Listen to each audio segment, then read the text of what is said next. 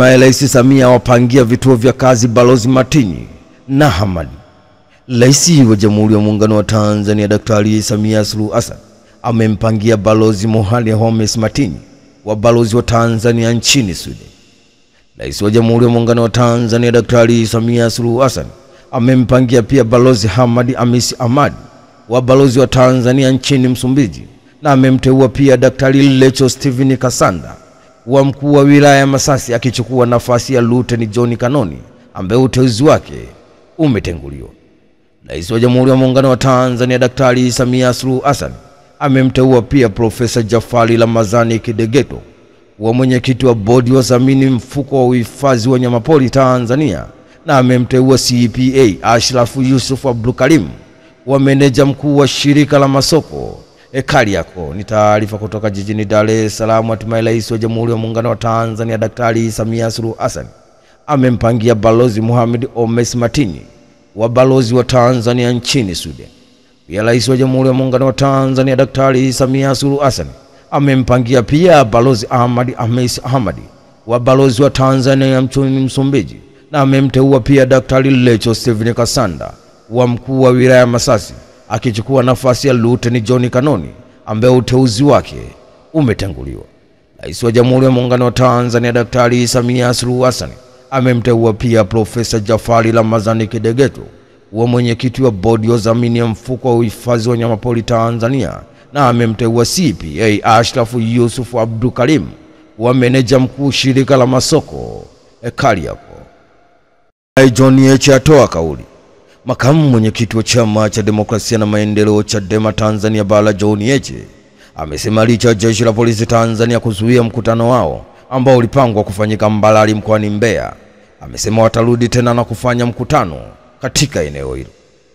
John Heche amesema hayo baada ya jeshi la polisi kuwazuia kufanya mkutano wa ndani pamoja na mkutano wa hadhara katika eneo la Mbalali, wakieleza kuwa barua yao ilionyesha watatakiwa kufanya mkutano Machi 24 mwaka 2025 na sio Machi 25 kama ambavyo wao walitaka kufanya hivyo.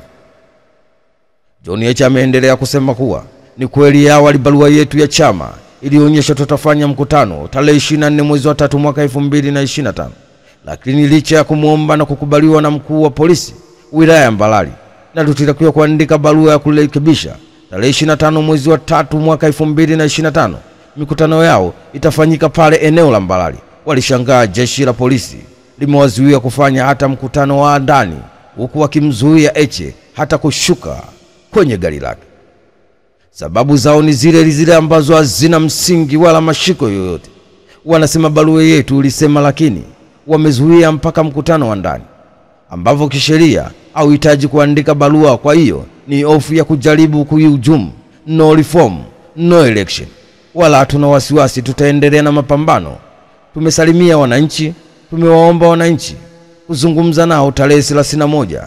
Tutarudi hapo kufanya mkutano. Ni taarifa kutoka Mbeya. Hatimaye makamu mwenyekiti wa Chama cha Demokrasia na Maendeleo Chadema Tanzania Bara John Heche amesema licha jeshi la polisi Tanzania kuzuia mkutano wao ambao ulipangwa kufanyika Mbalali mkoani Mbeya, amesema watarudi tena na kufanya mkutano katika eneo hilo. Rais Samia ashiriki mkutano wa pili wa East Africa Community na SADC. Rais wa Jamhuri ya Muungano wa Tanzania Daktari Samia Suluhu Hassan akishiriki mkutano wa pamoja wakuu wa nchi serikali Jumuiya ya Afrika Mashariki East Africa Community na Jumuiya ya Maendeleo Kusini mwa Afrika SADC uliofanyika kwa njia ya mtandao Ikulu ndogo Mkanyageni Chake Chake mkoa wa Kusini Pemba.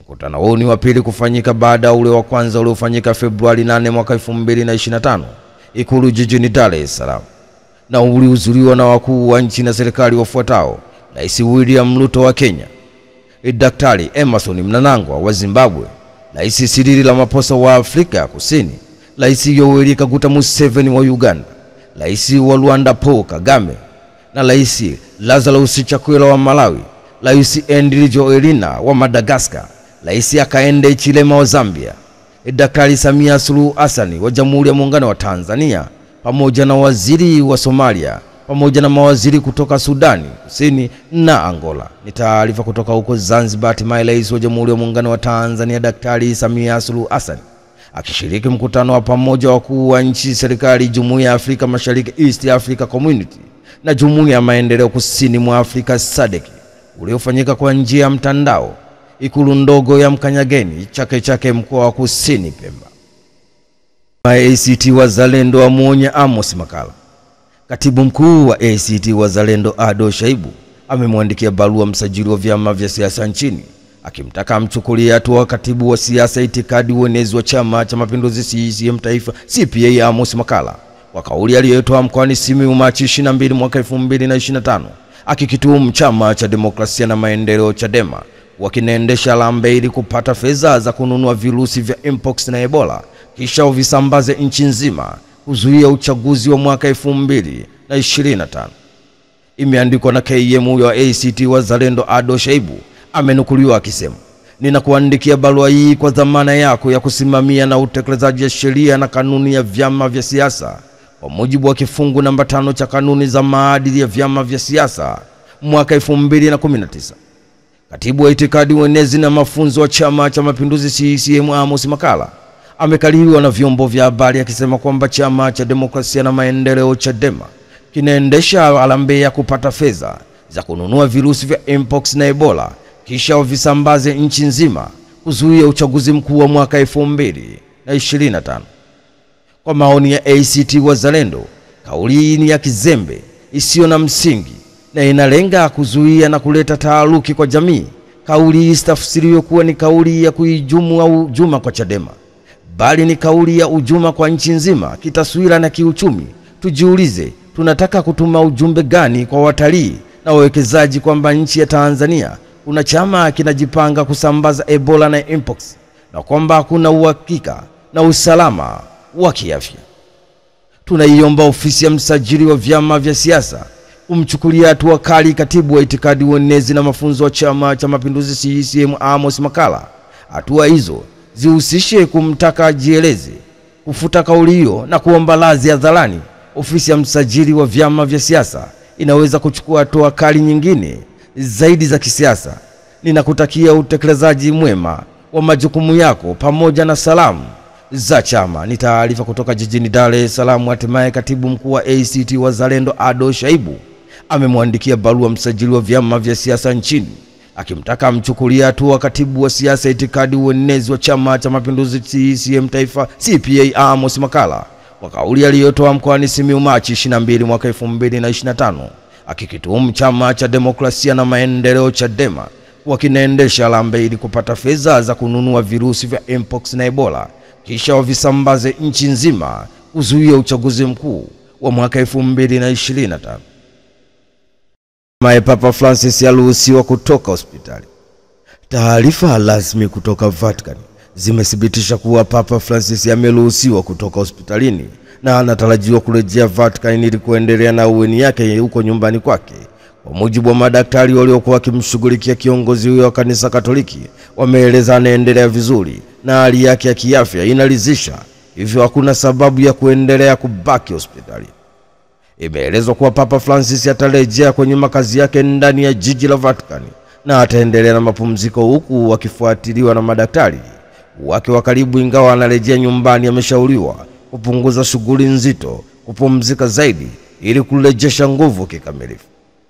Aidha, Papa Francis mwenye umri wa miaka 88 amekuwa na changamoto za kiafya katika miaka ya hivi karibuni, huku mara kadhaa akilazimika kulazwa kwa uchunguzi na matibabu. Lakini licha ya changamoto hizo, anaendelea kuongoza kanisa Katoliki na kushiriki katika mikutano na hafla muhimu kwa kadri yake inavyoruhusu. Kurudi kwake Vatican kunatarajiwa kuleta faraja kwa waumini wa kanisa Katoliki duniani kote waliokuwa wakifuatilia afya yake kwa ukaribu. Ni taarifa kutoka huko Italy. Taarifa rasmi kutoka Vatican zimethibitisha kuwa Papa Francis ameruhusiwa kutoka hospitalini na anatarajiwa kurejea Vatican ili kuendelea na uweni yake nyumbani kwake. Kwa mujibu wa madaktari waliokuwa wakimshughulikia kiongozi huyo wa kanisa Katoliki, imeelezwa anaendelea vizuri na hali yake ya kiafya inaridhisha, hivyo hakuna sababu ya kuendelea kubaki hospitalini.